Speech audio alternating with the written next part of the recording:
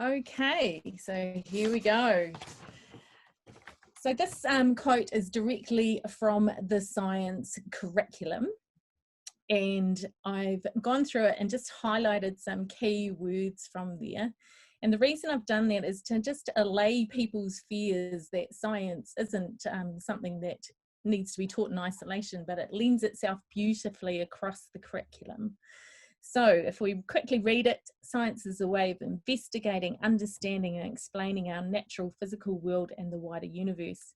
It involves generating and testing ideas, gathering evidence, including by making observations, carrying out investigations and modelling, and communicating and debating with others in order to develop scientific knowledge, understanding and explanations.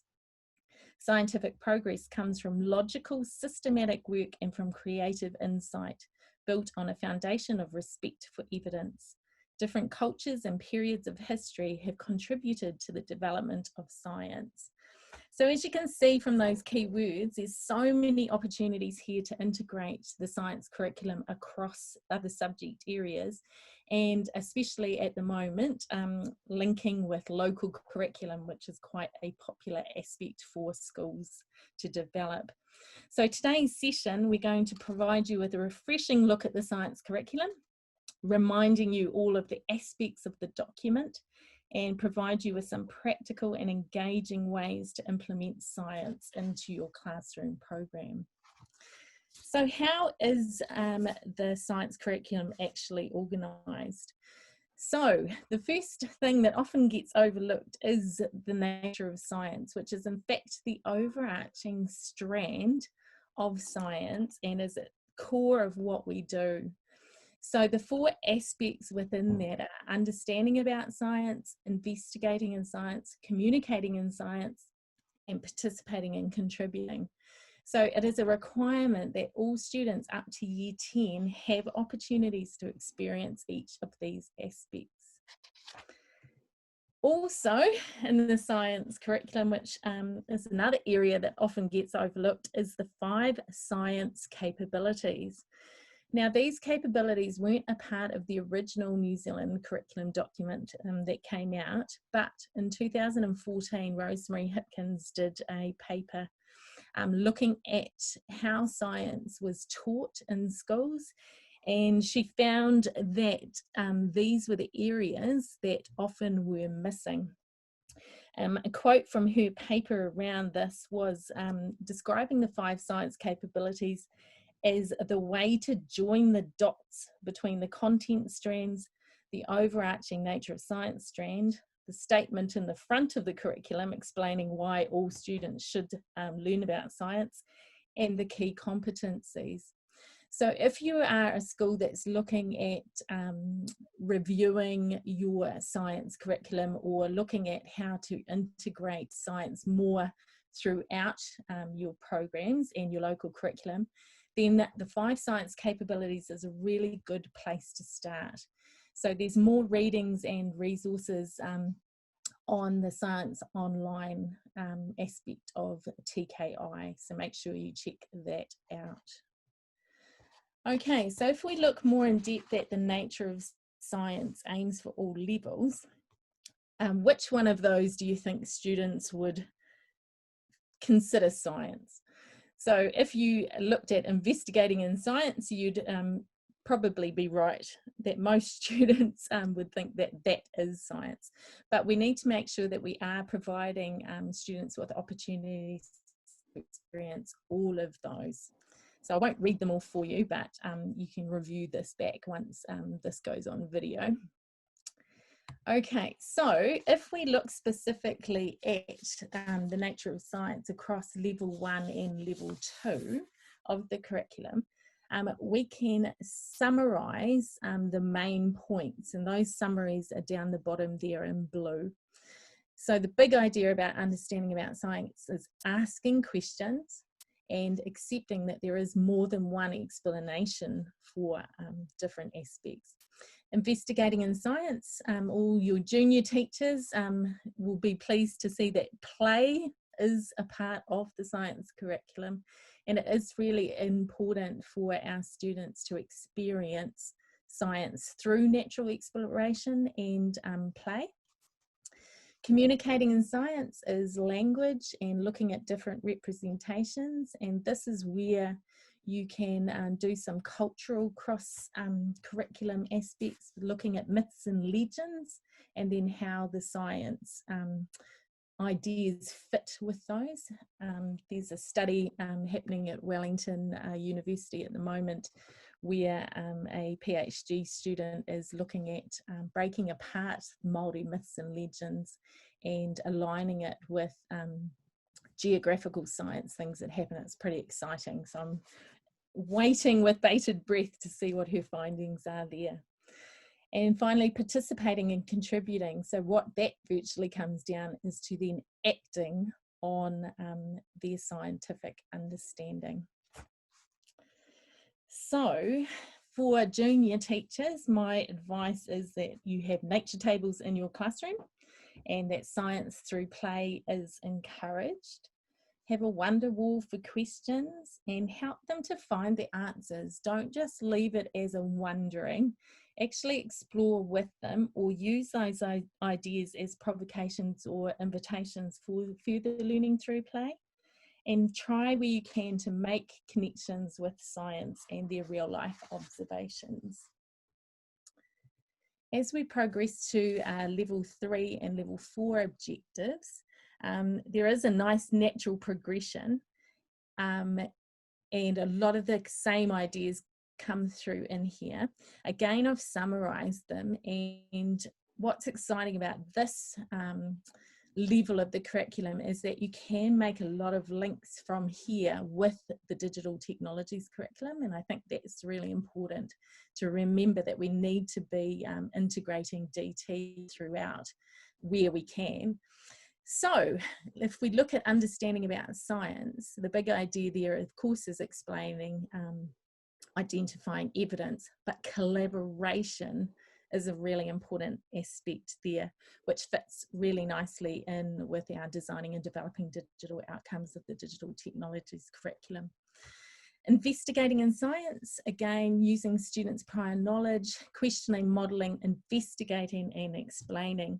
Of course, investigating and explaining can be in a variety of different forms, so we can use our digital technology tools to present our findings in different ways. Encouraging students to be creators of their own digital content, and that again fits in with our computational and designing and developing digital outcomes. Communicating in science, the one that sort of stood out to me there was obviously texts, but identifying purpose and bias. So when we think when we're presented with a lot of scientific information, and we can view social media as a definite devil's advocate when it comes for presenting biased information, we need to be ensuring that our students have the capabilities to discern the authenticity of what they are reading, and to understand that some texts are crafted for a particular purpose. And finally, the last one there, participating and contributing, and this fits in really well with our local curriculum. So starting to identify issues that are in the curriculum, and using their growing scientific knowledge to actually explore actions of change. So it's quite exciting to see how it can be well integrated.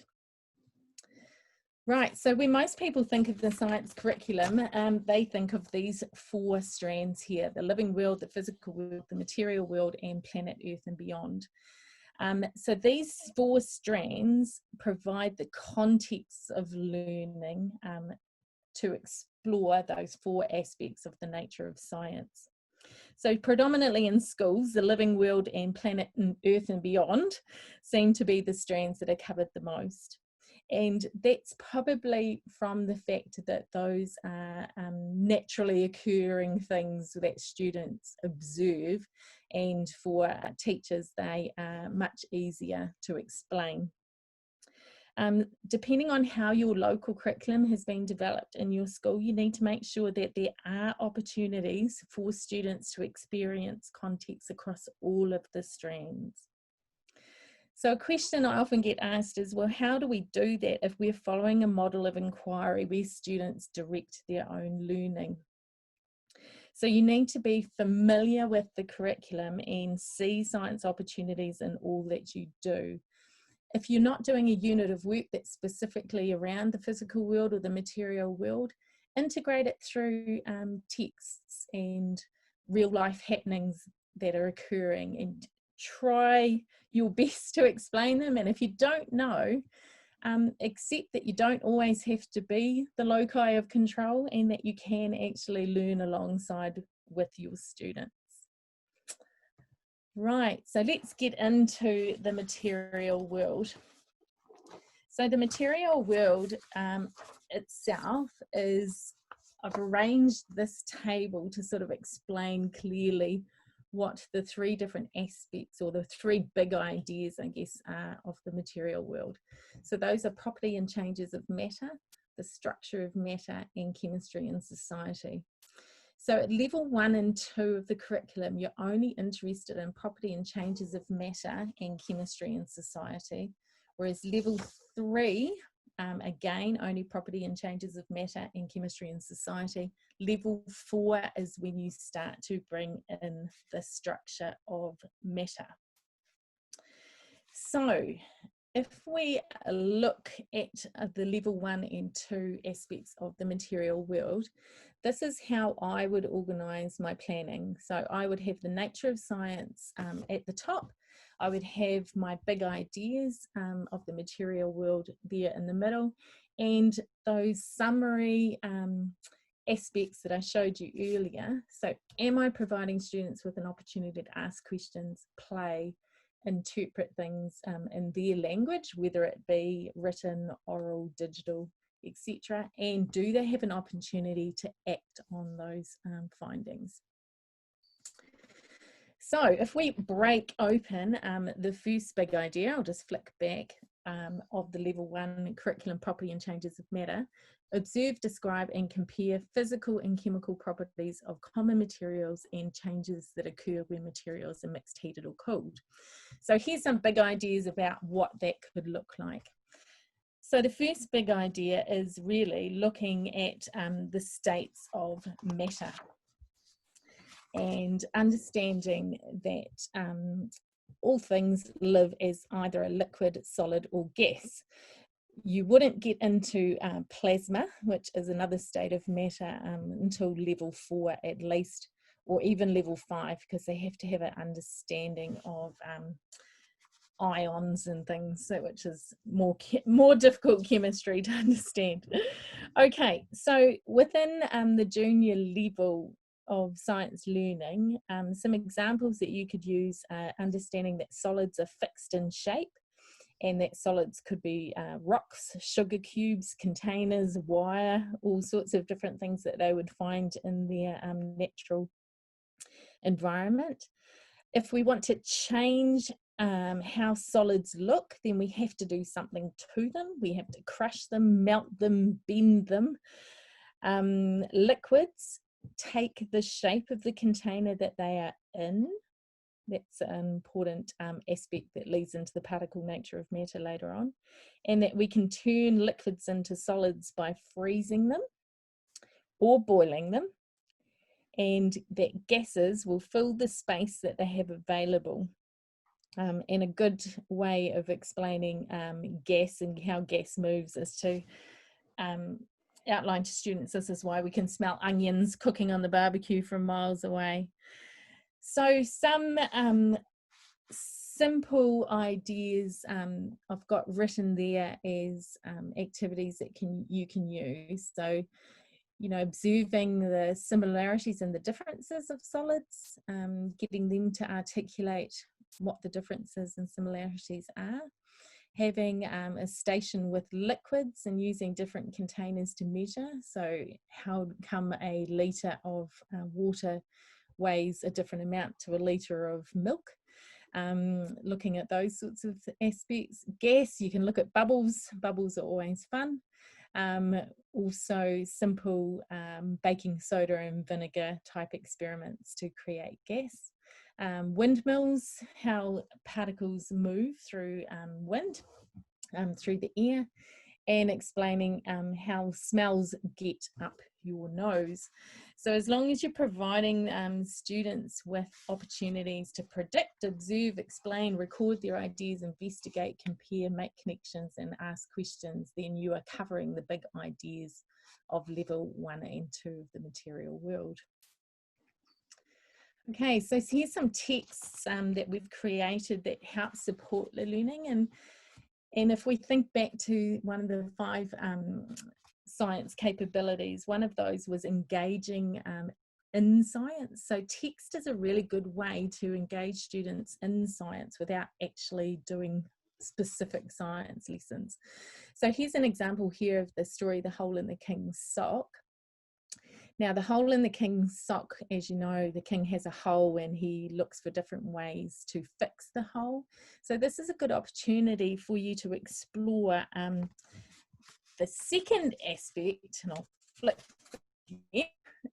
of chemistry and society there. Find out about the uses of common materials and relate them to their observed properties. So this is again still at level 1. So the hole in the king's sock, you need to find ways to fix it, and there's a whole lot of different aspects. There's dough, there's leaves, there's gold thread, and it comes up with him deciding that he can knit his own socks, which is great. So looking at the text, so help the king mend his socks. So you can use prior knowledge to understand. Some students may know about mum being able to darn socks, or dad in that case. Your teacher will show you some different, some wool and some thread, and explain how they're different. So you're starting to look at the physical aspects of solids and explaining how they're different. Looking at why we wear socks, so the insulation properties within wearing clothing on our extremities. So there's a whole lot of science within that text. Other ones, we've got the bubbles early reader. Again, you can tie that and use that in the bubbles poem. And the ministry are putting out these awesome texts, which actually are coming in Google Slides now as well.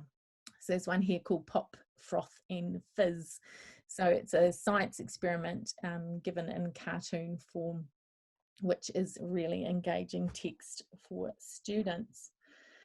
So yeah, there's a whole lot of different aspects there, and you can make connections. If you go onto the TKI site and put in the instructional readers and just type in science, there'll be a whole lot of texts that come up there.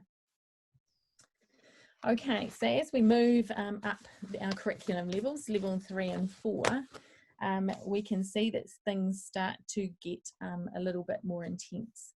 So if we look down at the property and changes of matter, again, we're talking about solids, liquids and gases, so the states of matter, but we're also now starting to look at the chemical and physical properties of different materials, comparing chemical and physical changes. So a physical change, often I have to explain this to teachers that I work with, a physical change is where there's a change in state, but there's no change in the actual element or molecules or mixture. So water frozen is the same as water liquid. It's still H2O. Water in a gas form is again still the same. So the only change is that it's gone through a physical change. Chemical changes are when you can't get back to the original thing. So an example of that is sugar. If I heat sugar, it actually carbonizes, so it becomes carbon. And if you heat it for too long, it really becomes carbon. And we can't get back to that original crystalline structure. So that's undergone a chemical change. So that's probably a good way to understand it. So language that starts coming into play in this aspect of the science curriculum: soluble, crystalline, powder. So looking at sugar crystals and powdered sugar and icing sugar, and understanding that they're the same chemical, they're just in a different physical way. We've got solid, liquid, gas, boiling point, freezing point, melting point, talking about malleability with metals, so your ability to bend wire, and those sorts of aspects there. Okay, and actually I should talk about the particle nature of matter there. So at level 4, the particle nature of matter is understanding that the structure in terms of atoms and bringing that in, and there's a whole lot of really cool experiments that you can do to explore that. And again, chemistry and society is looking at the chemical and physical properties of different materials and applying them, or looking at how they are used in technology and their natural processes. So again, that's an opportunity to link in with the technology curriculum.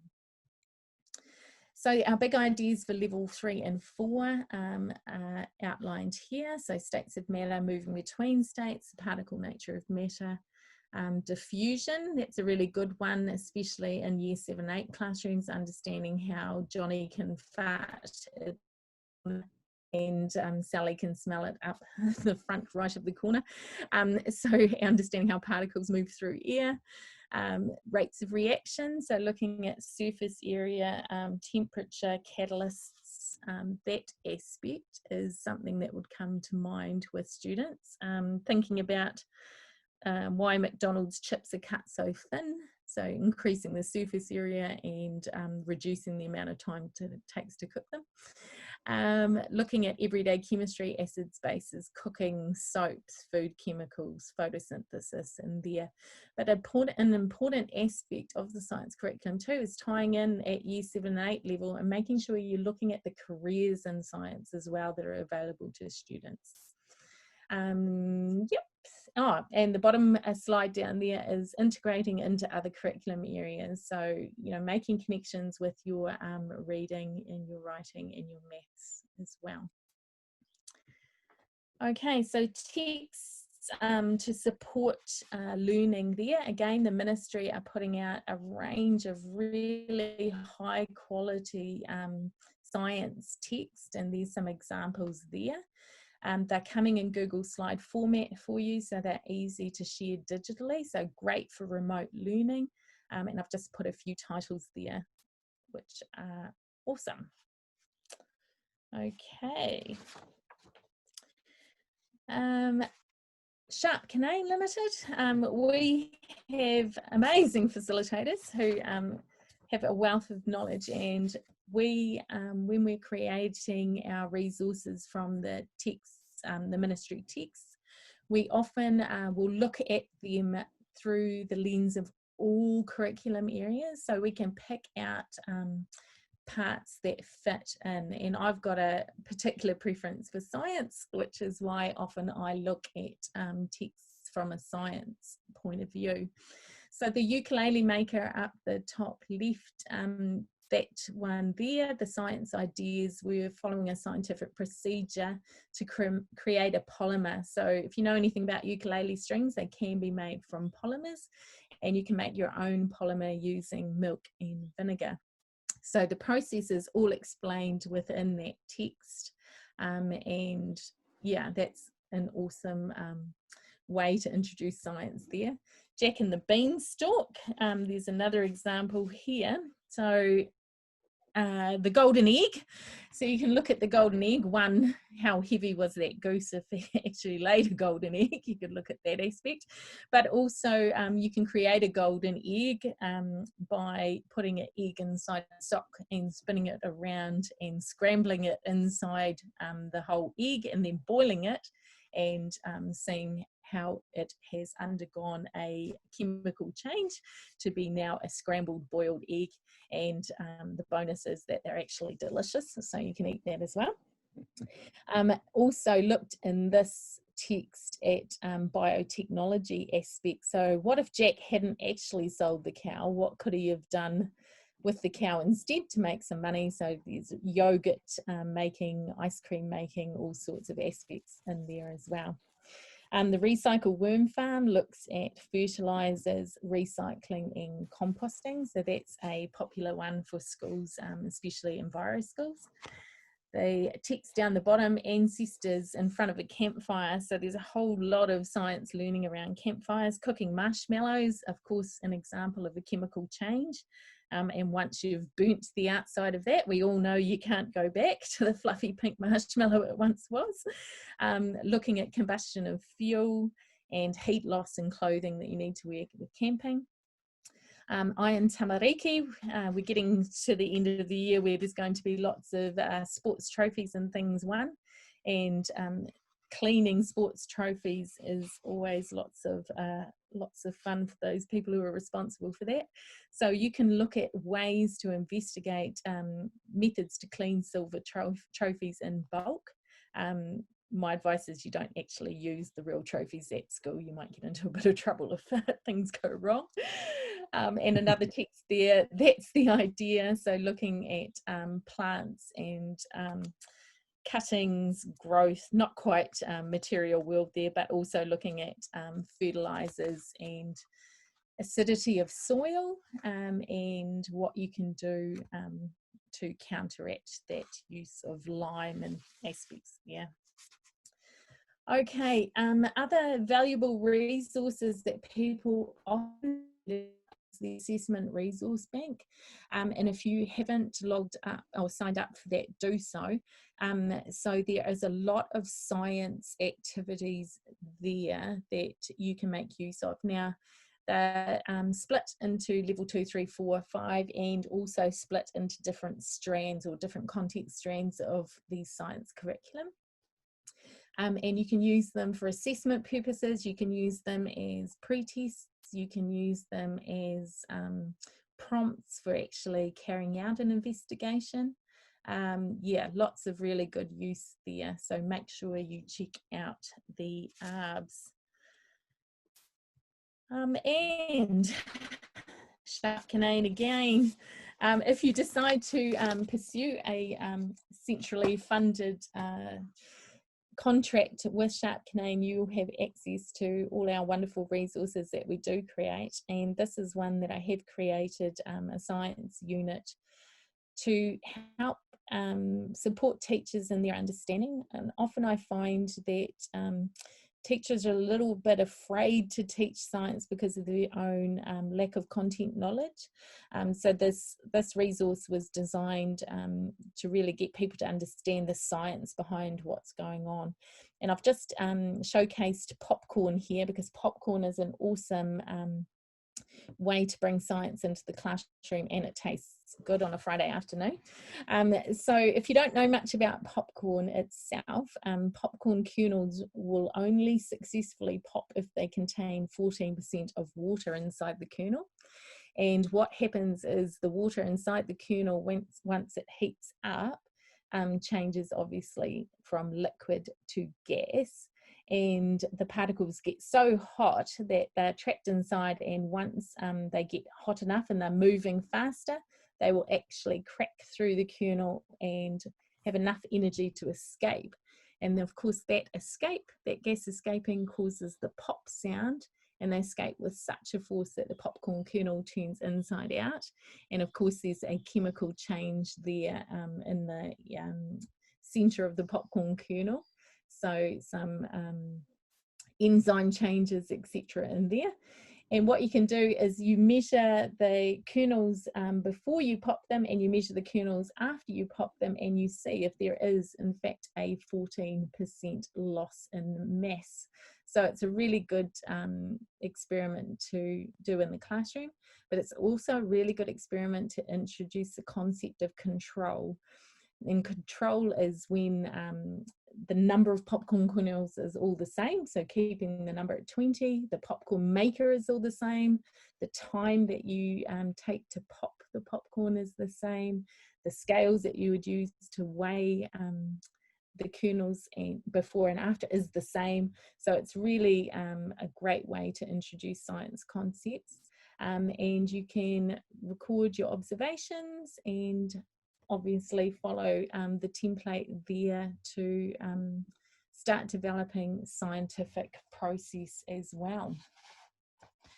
Okay, so popcorn is really good.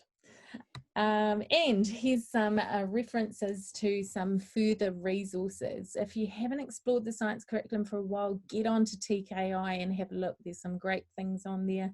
Again, go to the instructional series of TKI and look for some readers that are available.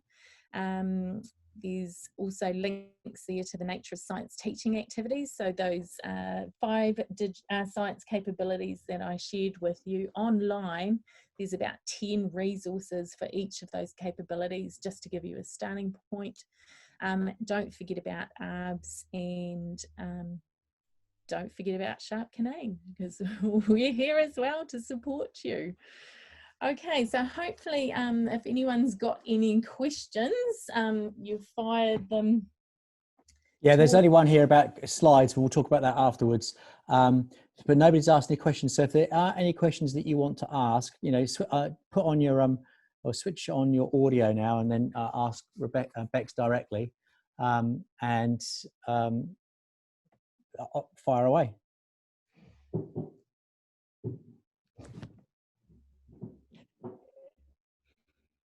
Don't be shy. No.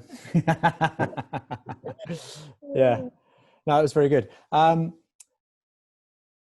So Karen asked whether you're going to be sharing your slides, Bex. But I think with what we've got here in the video, when I'll distribute the video to you all afterwards anyway.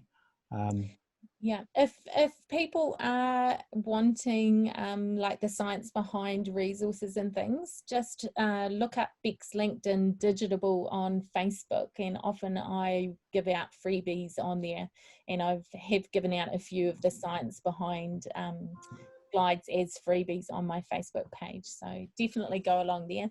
And if you haven't followed Sharp Kinane on Facebook, which I'm sure most of you have because you know about this guru section, you know, do share the love, make sure that people know about us, and you know, we are resourceful, and we are very generous people as well, so you know, we're happy to share the knowledge, and don't be afraid to ask. Send a message. Yeah. Okay. So if you go, if you look, I'll put it up here.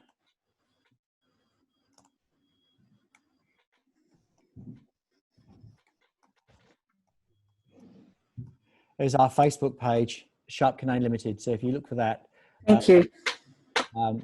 We put everything up there. We also, if you go to, if you want to remain in the loop, if you're not part of that, of our mailing list, if you go to sharpkinane.com, I think it's,